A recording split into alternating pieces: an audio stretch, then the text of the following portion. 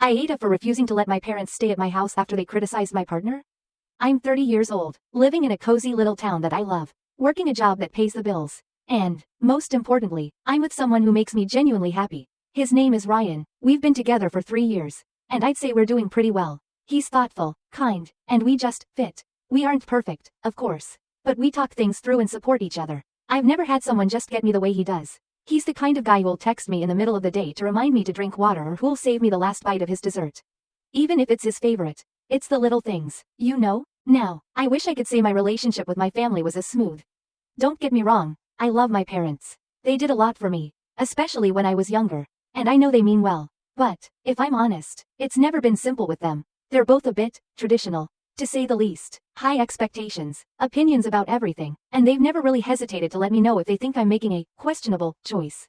It's like they've always had this very specific picture of who I should be and, more frustratingly, who I should be with.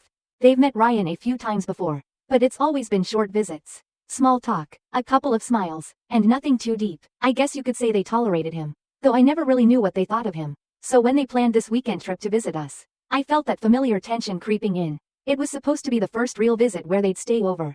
Where they'd actually get to see what our life looks like together. I was nervous but also kind of excited. Maybe this would be the visit where they'd see what I see in Ryan. Maybe they'd finally accept him as part of my life. So I tried to prepare. You know, made sure the house was spotless. Planned some nice meals, picked out a few places around town they might like. I wanted everything to go well. I mean, they were my parents, and despite the tension that always seemed to follow us, I wanted them to feel comfortable, to be able to enjoy their time and, honestly, to see that I was happy with the life I was building. It was supposed to be a good weekend. It really was. So, they arrived Friday afternoon, and at first, things went okay. I picked them up at the bus station, and there was the usual round of hugs and quick catch-up talk. My mom commented that the house looked quaint, which I tried to take as a compliment, even though it didn't quite sound like one. I could feel the tension hanging around, but I was determined to make the best of it. I kept telling myself it was just nerves, that maybe I was imagining things. Ryan was great. He went out of his way to make them feel welcome. He'd helped me clean up the house, even made sure we had all their favorite snacks in stock, and he'd even left work a little early so he could be there when they arrived. He's that type of person, always willing to put in a little extra effort to make someone else's day better. My mom complimented him on his manners, which I took as a good sign. My dad shook his hand, gave him one of those, dad, pats on the back. And I thought, all right, this is going to be fine. We sat down for dinner that evening. I'd made my mom's favorite lasagna recipe, something I'd called her about 5 times to get right. I thought a little familiarity might put her in a good mood. But of course, it wasn't long before the little comments started rolling in. My mom, who never seems to run out of things to critique, asked Ryan why he hadn't pursued a more ambitious career path. Now, Ryan does well for himself, but his work is about personal fulfillment, not titles or status. I knew that, and I knew he was fine with it. But to my mom, if it wasn't about climbing some corporate ladder, it just didn't seem to matter.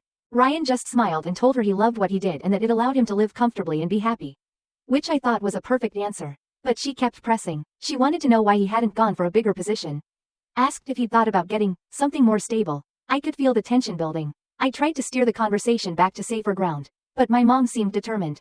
Then my dad chimed in with, well, I suppose as long as you're happy. That's what matters, to a point. He chuckled like he was joking. But I knew he wasn't. I glanced at Ryan, who was still trying to be polite, giving little nods and smiles. But I could see he was starting to feel uncomfortable. And honestly, I was, too. This wasn't how I wanted the weekend to go. I felt like I was back in high school, trying to justify my decisions to them. Only this time, it wasn't about me, it was about Ryan, the person I'd chosen to be with. And it stung. After dinner, I pulled my mom aside in the kitchen. I tried to tell her, gently, that I didn't appreciate the way they were questioning Ryan. I told her that he was good to me, that he made me happy, and that was all they needed to know. She just looked at me like I'd said something outrageous and told me I was being too sensitive. That they were just trying to give him a little push. Apparently, their comments were meant to motivate him, which was absurd. I knew what she was doing, though. This was her way of testing him, of seeing if he was really good enough for me. I went to bed that night feeling a knot of frustration in my chest. Part of me wanted to let it go, to just brush it off as one awkward dinner, but the other part of me knew this wasn't just a one-time thing. This was a pattern, one I'd seen before. It felt like no matter who I was with or what I chose to do, my parents always found something to criticize. And now, it wasn't just affecting me, it was affecting someone I loved.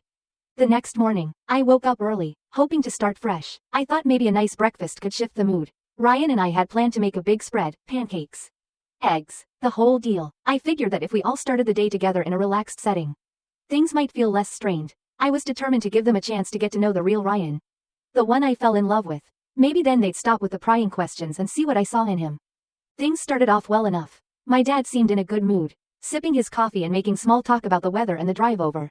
Ryan was flipping pancakes, throwing out little jokes here and there. It felt almost normal, like a real family breakfast. But as soon as we sat down to eat, my mom couldn't help herself. She glanced at the pancakes and commented, "Do you two eat like this often? It's just a lot of carbs. Don't you think?" I tried to brush it off, telling her we usually don't go all out like this. I wanted to keep it light, but I could feel Ryan tensing beside me. He just chuckled and said, "Special occasion, right?" Trying to keep things pleasant. But that seemed to open the door for my mom to dig a little deeper. As she went on about how a healthy lifestyle is so important for long-term success, adding how she and my dad stick to a clean diet. It wasn't so much what she said, but the way she said it, like she was subtly criticizing us for indulging.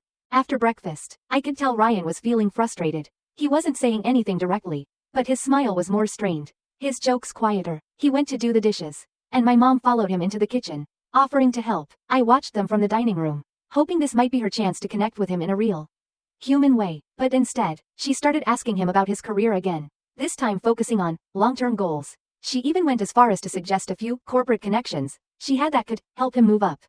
I was so close to losing it. Ryan handled it with more grace than I probably would have, just thanking her politely and saying he was happy with where he was. But I could see how uncomfortable he was. It was like she was picking him apart, piece by piece, as if he were some project that needed fixing. And there I was, stuck in the middle, feeling the weight of every comment, every insinuation. Later, as Ryan and I were cleaning up, I whispered to him, "I'm so sorry." He just shrugged, saying it was fine, that he was used to it by now. But I knew it wasn't fine. I could feel it wearing him down. And it was wearing me down, too. It felt like my parents had brought this dark cloud into our home, filling every corner with judgment and criticism. And no matter how hard I tried, I couldn't clear it. By the time dinner rolled around, I was dreading another meal together. My dad made a comment about future stability, pointing out how nice it was that Ryan had me to lean on. I saw the look in Ryan's eyes, a mix of hurt and frustration that he was trying to hide. And that was it. I couldn't take it anymore. As soon as the words left my dad's mouth, I could feel a surge of anger well up inside me. This wasn't just about Ryan anymore, it was about respect for me, my choices, and the life I had built. I couldn't believe that my own parents were so comfortable tearing down the person I loved, the person I'd chosen to share my life with. And worse, they were doing it right in front of me, like they didn't care how it affected me. I took a deep breath, determined to keep my cool, but I knew I couldn't let it slide. I looked at my dad and said, "You know, I'm really proud of where we are and how hard we've both worked to get here. Ryan's doing a great job, and he's more than capable of taking care of himself, and me." I tried to keep my voice steady, but I could feel the frustration creeping in. My dad looked taken aback, like he didn't expect me to actually speak up. He glanced at my mom, and she just sighed, like she was disappointed. "We're just trying to help, honey," she said. "You know we want what's best for you." "Well, this doesn't feel like help," I replied, unable to hide the hurt in my voice. "It feels like you're constantly looking for things to criticize, like you can't see any of the good in him because you're too busy picking him apart." I didn't want to escalate things, but I couldn't stand there silently anymore. This was Ryan's home too, and I wasn't going to let them make him feel like he didn't belong. My mom's face softened, and for a second, I thought she might apologize. But then she doubled down. "We're just concerned, that's all," she said, her tone careful but firm. "You've always been so driven, so ambitious. We just want to make sure you're not settling for less than you deserve." There it was, that word, settling, like I'd made some second-rate choice in my life, as if I was sacrificing my own dreams by being with Ryan. It stung, and I could see it stung him too. He stood there, silent, his shoulders slumped a little, the hurt clear on his face. It was unbearable. "Ryan is exactly what I deserve," I said, trying to keep my voice from shaking. "He's kind, he's supportive, and he's been there for me through everything. I don't want or need anyone else. And if you can't see that, then maybe you don't know me as well as you think." The room fell silent. My parents exchanged a glance, my mom pursing her lips like she was holding back something. Finally, my dad spoke up, his voice quieter but still insistent. "We just want you to be happy. That's all we're saying, and sometimes, we worry that you're sacrificing too much." It was then that I realized they weren't going to change their minds. At least not tonight. They'd come in with their own image of what they wanted for me. And no amount of defending Ryan or explaining would change that. I was exhausted, emotionally drained from trying to bridge a gap that felt impossible to close. I looked at Ryan, feeling a surge of guilt for putting him through this. He just gave me a small, reassuring smile, like he understood, like he was used to people doubting him, like he'd done this before. And that hurt even more, that he'd come to expect this kind of treatment from people. Even from my family. With a heavy heart, I turned to my parents and said, "Maybe it's best if we call it a night. You're welcome to stay here." But I need you to respect Ryan. He deserves that. They didn't say much as they gathered their things. And I could tell they weren't happy. My mom hugged me tightly, whispering, "We love you," but I could feel the tension in her grip. My dad gave Ryan a short nod, avoiding eye contact. As they headed out the door, I felt an overwhelming mix of emotions, anger, sadness, and relief all rolled into one. I knew I had done the right thing, but it didn't make it any easier. Once my parents were out the door, I let out a deep breath, like I'd been holding it in for hours. The tension had left the room, but I still felt a heaviness hanging over me, lingering from the confrontation. I looked at Ryan, who was standing there quietly, his expression hard to read. Part of me worried he might be upset with me for letting things escalate, or maybe hurt by the words he'd heard. But when I stepped closer, he met my gaze with that same gentle calm he always had.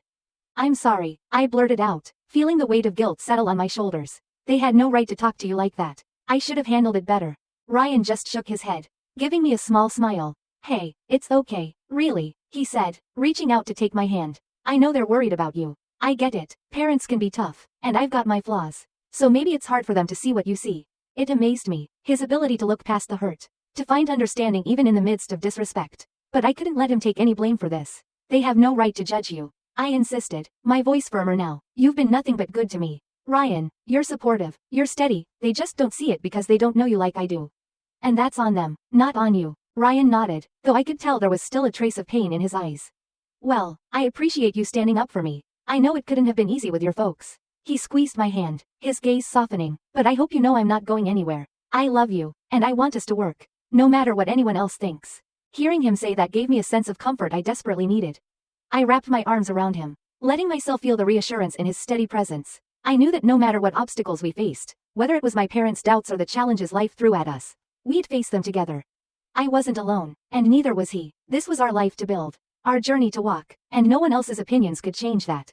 After a long, quiet moment, I pulled back, feeling the tension start to ease. "Let's just focus on us," I said softly, almost to myself as much as to him. "We can handle anything as long as we stick together."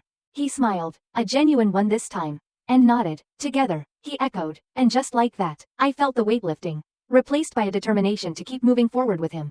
Over the next few days, I was flooded with messages and calls from my parents. They wanted to talk, to explain themselves, and they didn't hold back in letting me know just how hurt they were by my actions. My mother even went so far as to say I'd chosen a man over my family. That stung. No matter how frustrated I was, no matter how upset I'd been during that dinner, the thought of turning my back on my family wasn't something I'd ever considered. But every time I replayed the dinner in my mind, I knew I'd done the right thing. My mom's critiques of Ryan, my dad's defensive remarks, it all reminded me of how they'd always expected me to mold my life according to their standards. Even as an adult, this wasn't just about Ryan, this was about my parents' inability to respect my choices. Even if they didn't understand them, their criticisms, their assumptions about Ryan's job, and their complete disregard for my happiness in the moment, it all underscored just how deep the issue went. It didn't take long before word got around the family. My siblings reached out, each one with a different take on the whole incident. My older brother thought I'd been too harsh, saying that our parents just wanted what was best for me. "You know they're set in their ways," he said over the phone, sounding more exasperated than empathetic. "They were probably just shocked. You didn't have to kick them out." My younger sister, on the other hand, was fully supportive. "You deserve to be happy, and they don't get to undermine that," she said, her voice firm. "They're stuck in their own expectations. But that doesn't mean you have to be." Talking to her felt like a balm on an open wound. She was the one person who really seemed to get it. Who knew how suffocating it could feel when our parents imposed their opinions on everything? But even with her support, the guilt gnawed at me. There was a part of me that ached for peace with my family, that wished things hadn't gotten so ugly. Meanwhile, Ryan stayed in the background, quietly supportive, never once pushing me to choose sides or to defend him to my family. He was giving me space to navigate this mess on my own terms. And that meant everything to me. But I also saw the way he looked at me sometimes, as if he wondered if my loyalty to him might waver under the weight of family pressure. He didn't say it, but I could tell he worried that I might one day resent him for coming between me and my parents.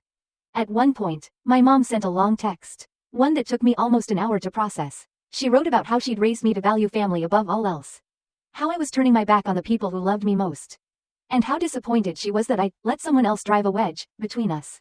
It hurt deeply because I'd always seen my mom as someone I could lean on.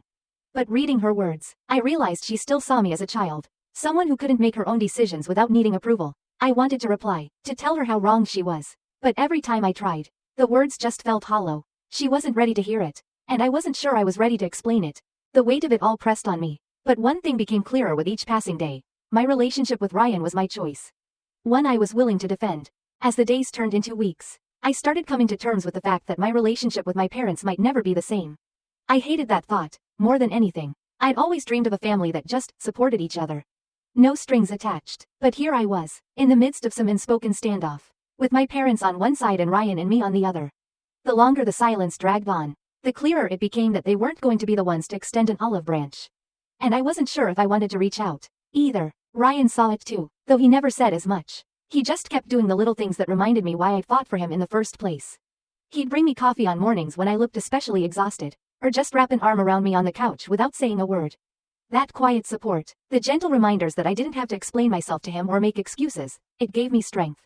It reminded me why I had to stand my ground. This was my life, and I deserved to make choices that fulfilled me, even if those choices didn't align with my parents' expectations. But there were still moments when doubt crept in, whispering that maybe I should just let it go, apologize, and sweep everything under the rug for the sake of keeping peace. I'd stare at my phone, rereading my mom's last message, wondering if I should respond. But every time I thought about bending, I remembered that look in Ryan's eyes at the dinner table, the hurt he'd felt, the disappointment. I couldn't betray that. Finally, one evening, I decided to take a walk to clear my head. It was one of those crisp nights when the air feels a little sharper, and I could hear leaves crunching under my boots with every step. As I walked, I thought about the things my parents had said, the way they'd questioned Ryan and even my own judgment. It struck me that, as much as I loved them, they'd never fully trusted me to make my own decisions. They'd always wanted to mold me into a version of myself that matched their vision. And for the first time, I felt a wave of relief wash over me, as if some invisible weight had finally lifted. By the time I got back to the house, I knew what I needed to do. I wasn't going to reach out to my parents and pretend that nothing had happened. I wasn't going to apologize for standing up for myself, for my partner, for the life we were building together. I'd leave the door open for them, but only if they could accept that I was no longer that girl who needed their constant guidance. That walk marked a turning point for me. When I got back to the house, I felt something different, something like peace. Maybe, I wasn't sure, but I knew I was done waiting for my parents' approval. I'd spent too much time and energy hoping they'd understand, and if they couldn't do that now, I realized I'd have to let them go. At least, I'd have to let go of the version of them I'd been clinging to. The one that had felt supportive and warm. I didn't need their approval to live my life, and I sure didn't need it to be with Ryan. A couple of days after my walk, my mom finally called again. It was the usual guilt-laden message, asking if I was ready to come to my senses and reconsider my stance. This time, though, instead of sinking into that familiar ache of self-doubt, I felt a calm resolve. I decided I'd answer her, but not with apologies or explanations.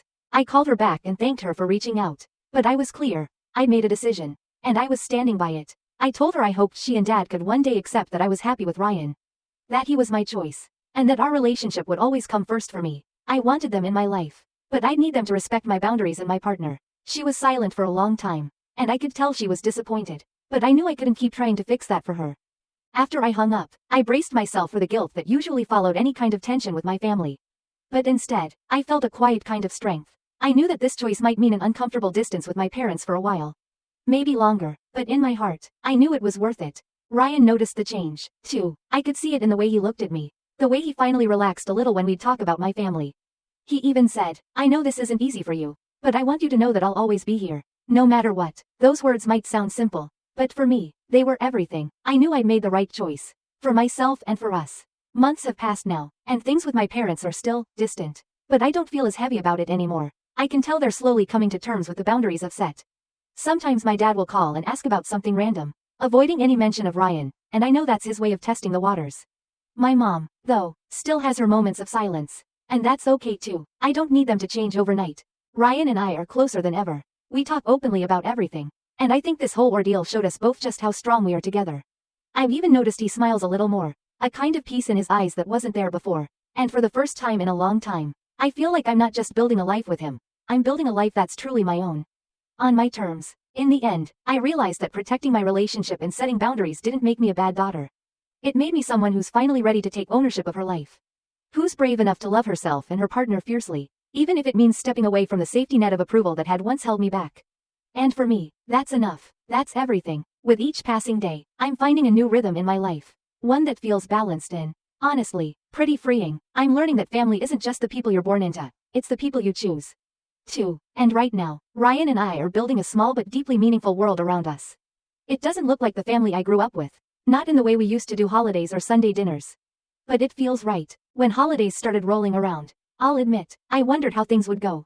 Thanksgiving, Christmas, they're usually times spent with my parents. tangled in that bittersweet mix of nostalgia and frustration. This year, though, Ryan and I made our own plans. We hosted a Friendsgiving and invited the friends who had become like family to us. We cooked together, laughed, shared stories, and it felt peaceful. It felt like a new beginning, one that we created on our terms, with people who understood and supported us. Even my best friend, Jess, noticed the change. She'd seen me through years of bending over backward to keep everyone happy. Years of quiet resentment when my family couldn't see things my way. Over one of our long talks, she told me she could see the weight lifting off me, like I was finally learning to just be in my own life instead of worrying so much about what everyone else thought. That felt like a win, something I hadn't realized I needed to hear until she said it. Sometimes, of course, I do get pangs of guilt. I see families on social media who seem so close, so effortlessly connected, and I wonder what it might have been like if my parents and I could have been that way. But I remind myself that relationships are complex, and every family has their own kind of struggle. Maybe my parents and I just weren't built for that close-knit image. And that's okay. I've made peace with the fact that love can look different from one family to another. Now, as Ryan and I start talking about our future, I feel excited rather than apprehensive. We've discussed what it would mean to create a family of our own someday. One that feels supportive, open, and free from the kind of judgments that used to weigh on me. I'm not saying we'll be perfect, but I know we'll build something real, something based on respect and acceptance. And as for my parents, I think they're starting to come around. In their own way, they don't completely understand the choices I've made or the boundaries I've set. But I think they're starting to respect them. My mom has made an effort to reach out now and then, even if it's just for small talk. My dad called me last week to ask about my job, a rare moment of just wanting to connect. It's not exactly the relationship I once envisioned, but it's a start. Most importantly, I'm learning that I don't need to have all the answers. Family dynamics will always have their messy, complicated moments, but I feel stronger knowing that I'm allowed to protect my own peace. To choose a life that genuinely feels like mine. I know now that building a family isn't just about blood ties or shared history. It's about creating a space where you can be fully yourself. Loved and supported. So, am I a little sad that things turned out differently with my parents? Sometimes, sure, but when I think about the life Ryan and I are creating, the friends we've brought in as our own kind of family, and the freedom I finally feel in my own skin, I know I made the right choice, and I wouldn't trade that for anything.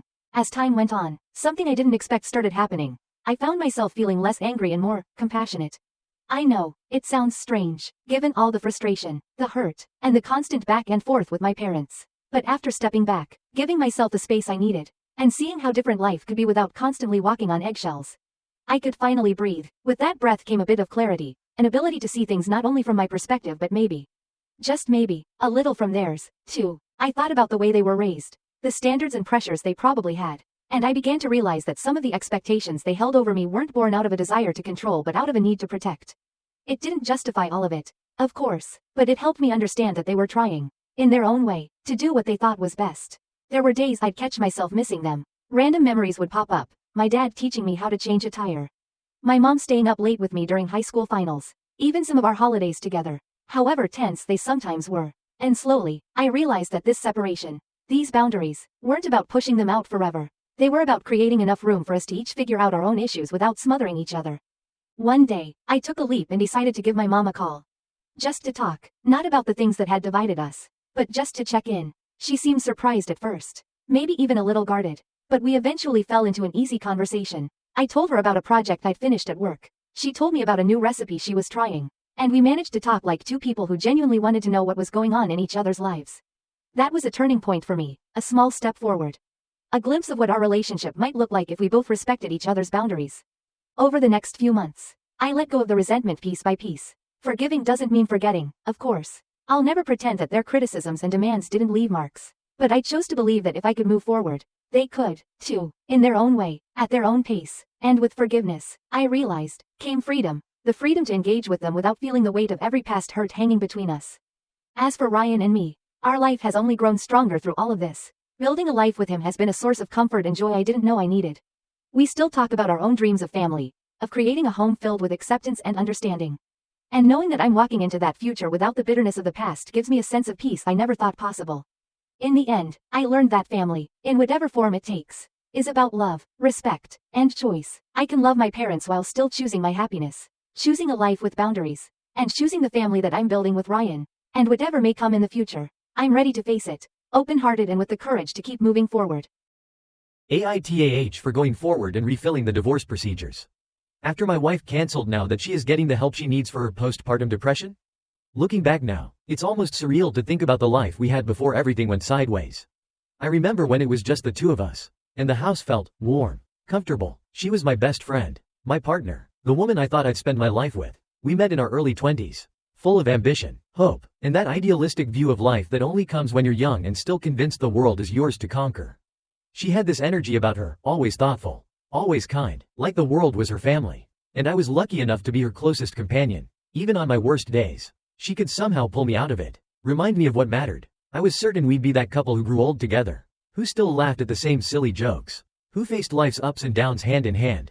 Our relationship felt solid. Arguments, sure, small things, like everyone else. What color to paint the bathroom, whose turn it was to handle the garbage, or whether we'd get pizza or tacos on a Friday night. They never lasted, though. We had this rhythm, this way of working through things, finding a middle ground that left us both happy. It was balanced, and there was love in every decision. I trusted her, I loved her, and I thought we had a shared vision for what our life would look like.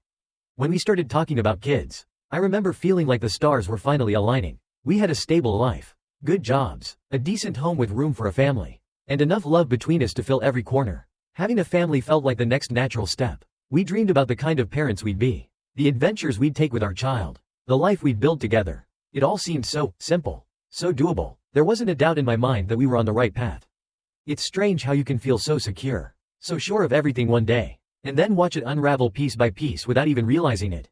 Looking back, I wonder if there were signs I missed, little cracks in the foundation that I just glossed over. But at the time, I was convinced that we were solid, that our love was strong enough to weather anything. It's funny, I think we're all a little blind when we're in love.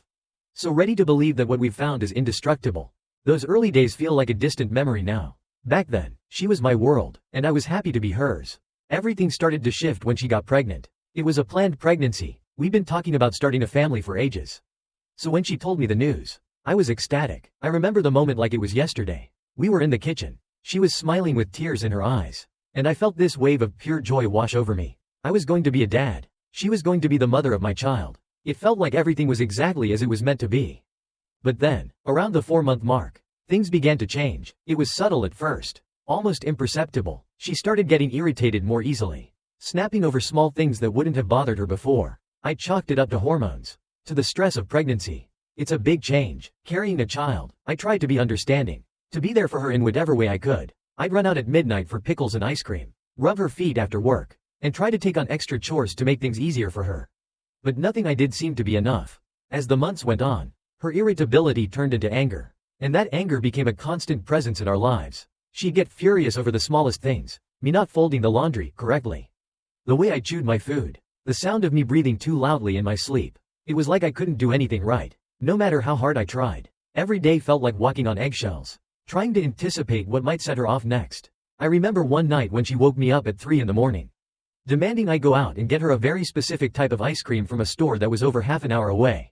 When I hesitated, she just exploded. She called me selfish, told me I was a terrible husband, that I didn't care about her or the baby. It was like the woman I loved was gone, replaced by someone I barely recognized. But I pushed it down, told myself it was temporary, told myself she'd go back to normal after the baby came. This was just part of pregnancy, right? Then came the arguments. Every day seemed to bring a new one, each one escalating faster than the last. She'd throw things, scream, call me names I'd never heard from her before. One Sunday, she had a complete meltdown because I didn't buy her favorite brand of cereal.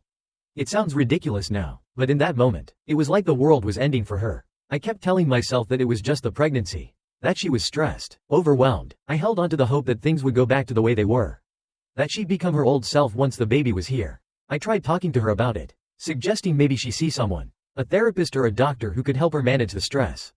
That only made things worse. She accused me of calling her crazy, told me I was unsupportive and that I had no idea what she was going through. It felt like every attempt I made to help, to be there for her, only pushed her further away, made her angrier. After a while, it wasn't just the arguments that started weighing me down, it was the way she seemed to have an issue with everything I did. I could barely move without setting off a reaction. She wanted me to sit with her, then accused me of hovering. If I left the room to give her space, she'd say I was ignoring her. No matter what I did, I felt like I was failing her. I'd never seen her like this before. She was once this loving, compassionate woman who knew how to make me laugh on my worst days. Now, she was someone who could barely stand to be in the same room as me. But I tried to push past the hurt and exhaustion, telling myself that this was just temporary, I thought, once the baby arrives, everything will get better. It was the only thing keeping me going. Then one night, she woke me up at 2 in the morning. She demanded that I make her a cup of coffee because she couldn't sleep. Now, I'm not saying I minded the request itself, she was carrying our child. After all, but when I came back with the coffee, she went off on me for taking too long, accusing me of being lazy and inconsiderate. She even suggested I didn't care about her or the baby. I just stood there, holding the cup, not knowing how to respond. Before I knew it, she'd taken the mug out of my hands and smashed it against the wall, sending coffee splattering everywhere. I was too stunned to even speak. I could feel the sting of frustration and hurt build in my chest. But I swallowed it down, refusing to let myself react. I told myself, she doesn't mean it, she's just stressed. But deep down, I could feel something breaking. I kept hoping that if I just held on, stayed quiet, things would eventually go back to normal. But the situation only got worse. She'd find reasons to yell at me, to belittle me, as if she was testing me, pushing me to see how far I'd go. And I took it all because I thought that was what I was supposed to do.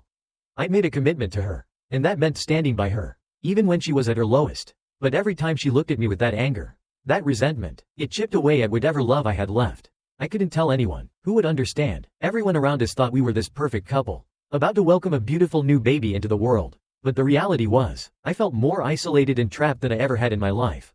I kept up appearances, pretended like everything was fine, even as I was suffocating inside our own home. When our son was born, I thought it would finally be the reset we both needed. I had this image in my mind, our family in the hospital room. Exhausted but overjoyed, feeling like we'd accomplished something huge together. I thought that seeing him, holding him, would help her find herself again, that maybe the anger would dissolve, and we could move past everything that had happened over the past months. But that didn't happen. Instead, the delivery was rough, and the aftermath even worse. She seemed more on edge than ever, snapping at the nurses, ignoring me whenever I tried to help, making it clear she wanted as little to do with me as possible. I tried to brush it off as post-birth stress, after all. It wasn't easy for her, but even then, in those first days with our newborn, I could feel the same coldness from her. When we brought our son home, I thought the sight of him sleeping peacefully would soften her, remind her of the love we had. But the mood swings and resentment only grew. It was as if everything she'd been holding inside came spilling out even more. If he cried at night, she'd make passive-aggressive comments about how I wasn't doing enough. If I held him, she'd take him away from me, saying I didn't know what I was doing. It was like she was determined to push me to my breaking point. And when I finally suggested she talk to someone, maybe a therapist, she looked at me with this intense glare, as if I just insulted her in the worst way possible. She accused me of calling her crazy, of being unsupportive. Every time I brought it up, her anger got worse. She'd tell me to leave if I didn't like how things were. That I was the one making things unbearable for her. And every time, I just took it, because I didn't want to escalate things. I didn't want my son to grow up in a home filled with shouting and bitterness. One evening, I remember sitting in the nursery, rocking him to sleep while she was in the other room, venting her frustrations on the phone to her mom. I could hear her telling her mom how hard things were, how unreliable I was as a husband. I sat there, listening, holding our son, wondering how we got here. How had everything that once felt perfect turned so hostile? I kept telling myself, maybe this is just a phase. Maybe it's the postpartum depression. Maybe she'll wake up one day and see what she's doing to me. To us. But as the weeks dragged on, it became harder and harder to convince myself that things would ever change. When the verbal abuse turned physical, I felt something inside me snap. The first time she threw something at me, I stayed silent, letting it go. But after that, the small slaps, the shoves, they kept coming, and I kept taking it because, what could I do? I told myself she was struggling, that I'd be a monster if I left her now. But it was like I was losing myself every day. I became someone who flinched every time she entered the room. And still, I kept hoping, holding out for change, holding out for a sign that the woman I fell in love with was still there somewhere, buried under all this bitterness and resentment. But with every broken object, every slammed door, every cruel word, I realized that I couldn't just wait forever. This wasn't just about her anymore. It was about me and about our son, who deserved more than to grow up in a house filled with tension and fear. It's strange, you know, how you can live with something for so long and just get used to it. I never thought I'd be the type of person who'd get used to being yelled at, insulted, even shoved aside in my own home. But after months of it, I guess I had developed a kind of numbness. I'd go through the motions, try to stay out of her way, make sure our son had everything he needed, and keep myself busy with work and house chores to avoid her wrath. I don't even think I noticed how much I was holding in, how much it was weighing on me, until that morning. It was supposed to be a regular day. Our son had woken up early, and I went to change him and get him ready, trying to keep quiet so she could sleep a little longer. I knew how tired she was, and I didn't want to do anything to set her off first thing in the morning. I thought I was doing the right thing, handling everything on my own. When I finally got around to making her a cup of coffee, trying to do something small to keep the peace. It took me a little longer than usual because our son was fussy. By the time I brought it to her, she was already fuming, acting like I'd committed some massive offense by taking so long. She started berating me right there in the hallway, telling me I couldn't even manage the simplest task without messing it up. I kept my mouth shut, hoping that if I didn't respond, she'd tire herself out and it would end there. But then, it escalated. I can still feel the sting of the ceramic cup as it shattered against my head. She hadn't just thrown the coffee, she'd thrown the whole mug. And it cracked right on my forehead, leaving me dazed and unsteady. My hands went up instinctively, feeling the wetness of the coffee and then the warmth of blood. I could taste it in my mouth, metallic and bitter, and that's when I realized this wasn't just another argument. This was something else entirely. Something dangerous. In that moment, I felt this strange surge of anger and sadness, all tangled up. I was hurt, yes, but more than that, I was devastated. I realized that I'd lost her. Whatever connection we once had was gone, replaced by this hostility I couldn't even recognize. And for the first time, I felt afraid, not just for myself, but for my son. What kind of environment was I allowing him to grow up in? How long could I keep making excuses for her behavior? I remember standing there, staring at her, blood dripping down my forehead, and feeling this clarity wash over me. I couldn't do this anymore. I couldn't keep pretending that everything would somehow fix itself if I just waited a little longer.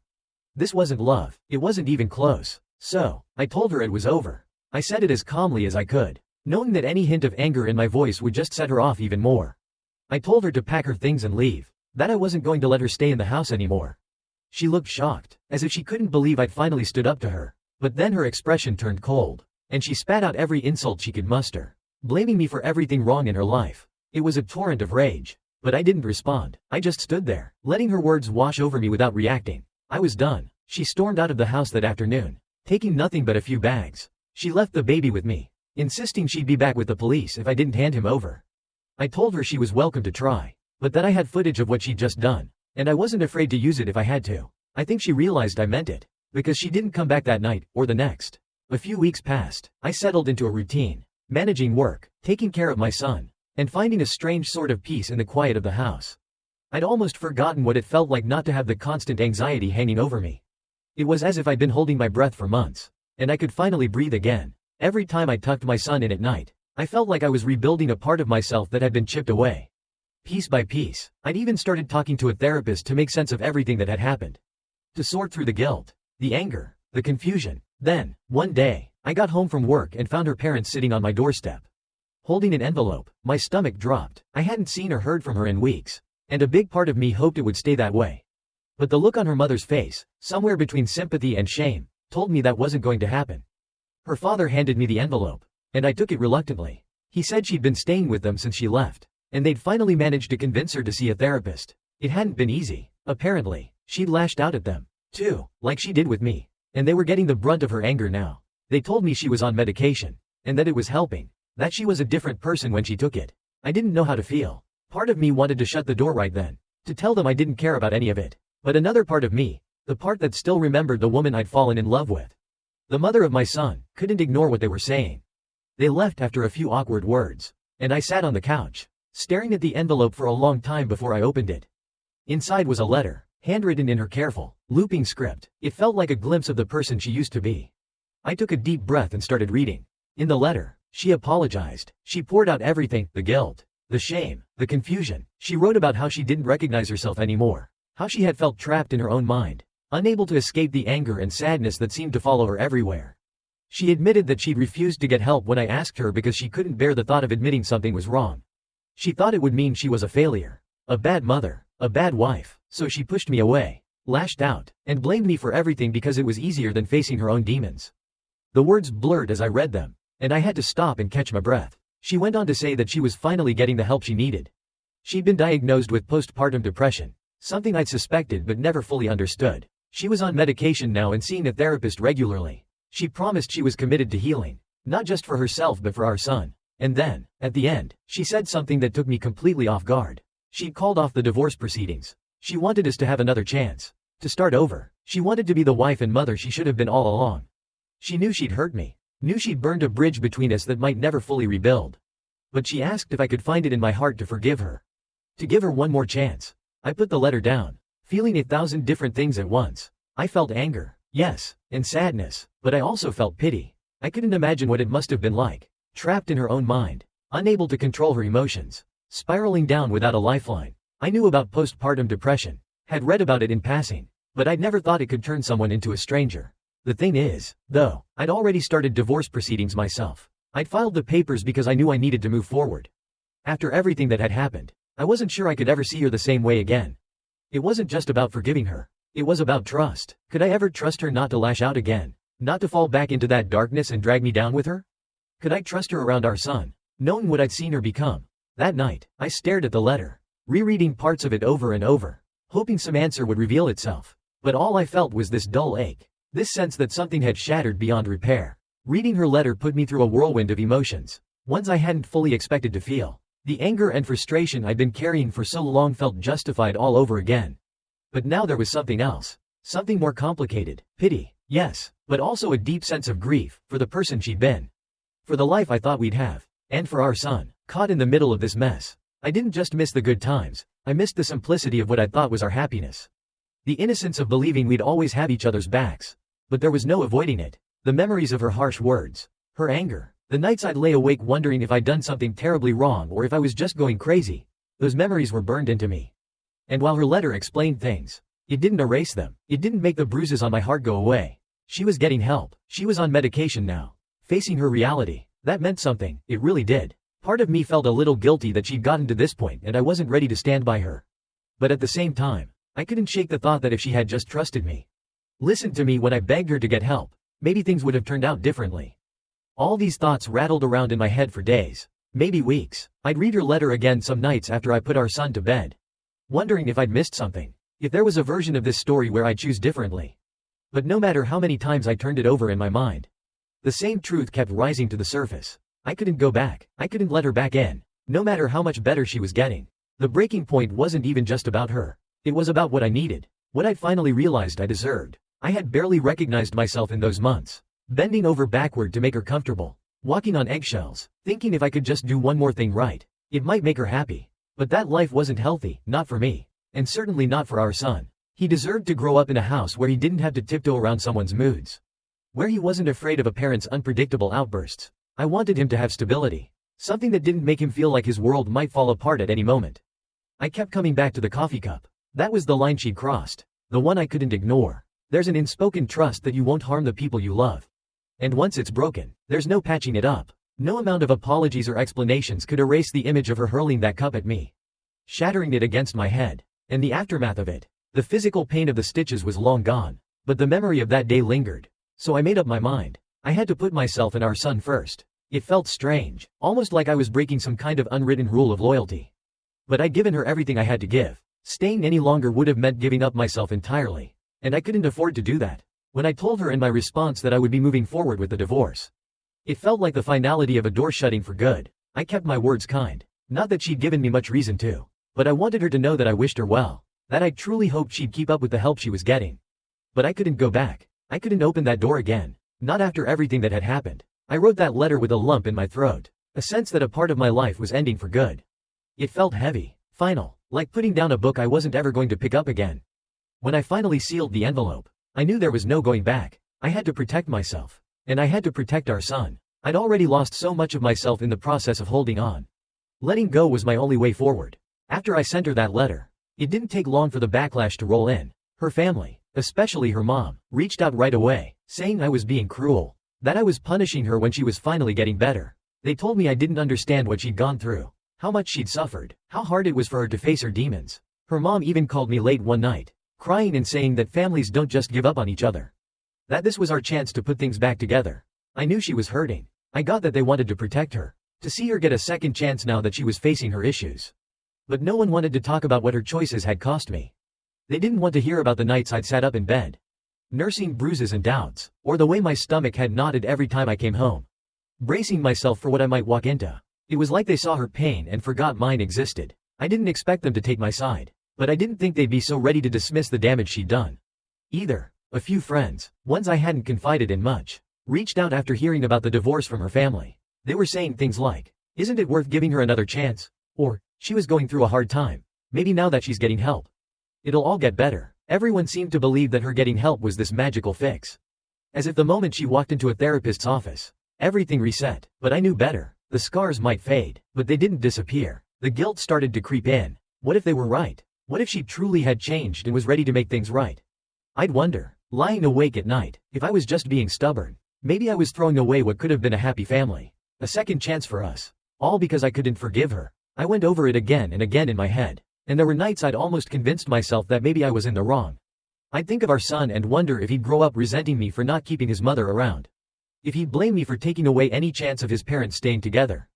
But each time those doubts crept in, I'd remember the coffee cup. I'd remember the insults, the exhaustion, the countless times she'd shut down my attempts to help. Her getting better didn't erase any of that. It didn't change the fact that I'd spent over a year in survival mode. Just trying to get through each day without triggering another outburst. And as much as I wanted to move forward without anger, without resentment, I also knew I couldn't pretend everything was fine now that she'd finally admitted there was a problem. Then there was our son. I'd think about him, and I knew I wanted something different for him. I didn't want him to grow up thinking that love looked like this. That marriage meant suffering and silence. I didn't want him to see me losing myself, becoming a shell of the person I used to be, all for the sake of holding a broken family together. I wanted him to see what healthy boundaries looked like, to understand that sometimes, letting go is a form of love too, love for yourself. And love for what you know you deserve. Each time I felt tempted to back down, I'd remind myself why I was doing this. I'd worked too hard to rebuild my life, too hard to find some semblance of peace again, to throw it all away just because others couldn't understand. I'd learned the hard way that you can't fix someone who isn't ready to help themselves. And that sometimes, loving someone means stepping away, even when every voice around you is telling you to stay. The noise from everyone else was loud, constant, almost overwhelming, but deep down, I knew what I needed to do, what was right for me and my son. And no matter how many people tried to convince me otherwise, I wasn't going to let myself lose sight of that. I had sacrificed enough. Now, it was time to reclaim my life. The noise was deafening, and the guilt felt like a weight I carried everywhere I went. It lingered when I was at work, crept into my thoughts as I put my son to bed, and settled in the back of my mind in those quiet moments just before I fell asleep. I kept replaying her family's words, my friend's advice, every what if they planted in my head. It made me second-guess myself more than I'd like to admit. But the more I thought about it, the more I started to see a pattern. For so long, I'd lived trying to manage someone else's moods, putting my needs second, accepting things I never would have before. It hit me. I'd been so focused on keeping the peace, on holding together this idea of family, that I'd forgotten what peace was supposed to feel like. I'd buried my anger and fear, all for the sake of pretending we were fine, that I could somehow handle everything if I just tried harder, if I just waited for her to snap out of it. I realized I was done living that way. I wouldn't, sacrifice my own mental health and well-being just to avoid making waves.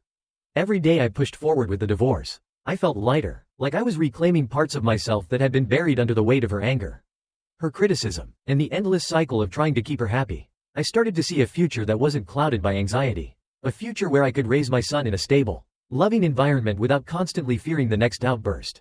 Of course, she didn't make it easy. After she found out I was still moving forward, she called, texted, even showed up a couple of times, insisting she'd change. She wanted to talk, to go over everything, to show me that she was better now. That therapy was helping, and a part of me wanted to believe her, to give in just to silence the doubts. But each time, I held firm. I reminded myself of every empty apology I'd heard in the past, every promise she'd made and broken, and all the times I'd put myself last just to keep the peace. I couldn't let myself fall into that trap again, no matter how much it tugged at my heart. I focused on my son. He deserved a parent who wasn't worn down to the bone, who wasn't just surviving each day, but living it fully and wholeheartedly. I couldn't give him that if I was constantly looking over my shoulder, wondering when the next storm would hit. I wanted him to know love, kindness, and stability, not the quiet resentment and fear I'd lived with for too long. I started to make plans for us. I'd sit and imagine how I'd transform our home into a place filled with laughter, warmth, and real peace. No more tension, no more worry about how to tiptoe around someone else's emotions. I thought about taking him to the park, to the movies, to visit friends, without that nagging feeling of guilt if I dared to spend time away from home or do things for myself. I thought about finally getting back to hobbies I'd left behind, spending more time with friends, maybe even trying new things I'd never allowed myself to do because I was too focused on fixing everything. Yes, people still kept reaching out, trying to change my mind, but with each passing day, their voices grew quieter. They didn't understand, and maybe they never would, but I found a kind of clarity I hadn't felt in years. I knew what I wanted, and I was going to build it for myself and my son. No matter what it took. There was a strength in that decision, a resolve I didn't even know I had, and for the first time, I felt like I was finally moving forward, genuinely, honestly, with no strings holding me back. I was ready to close this chapter and start fresh, knowing that this time, I wasn't doing it for anyone else. I was doing it for me. As I took those final steps toward sealing my decision, I could feel a weight lifting off me, even if the whole situation felt bittersweet. Standing in my lawyer's office that last time, signing papers that would set everything in motion, I felt a surge of conflicting emotions: relief, sadness, maybe a touch of guilt, but mostly resolve. For the first time in a long time, I felt like I was in control, like I was finally steering my life in a direction that would bring me and my son peace.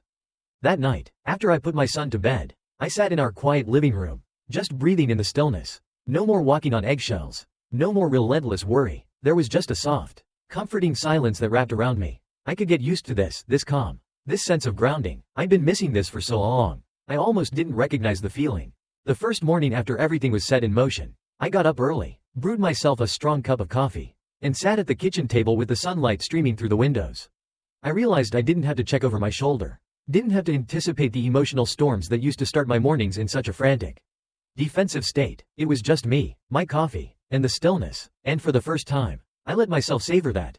Over the next few weeks, I started focusing on the future with fresh eyes. I began planning little trips for my son and me, places we could explore together, little adventures to make memories, to give him the stability and joy he deserved. I joined a local community group and even reconnected with some old friends who had reached out in support. I wanted him to see me as someone who was resilient, someone who took challenges head on and came out stronger. I wanted him to know that even when life feels like it's falling apart, you can always rebuild, piece by piece, day by day. And as I walked through those days, I started noticing small changes in myself. I felt lighter, like I was rediscovering parts of me that had been pushed down or forgotten.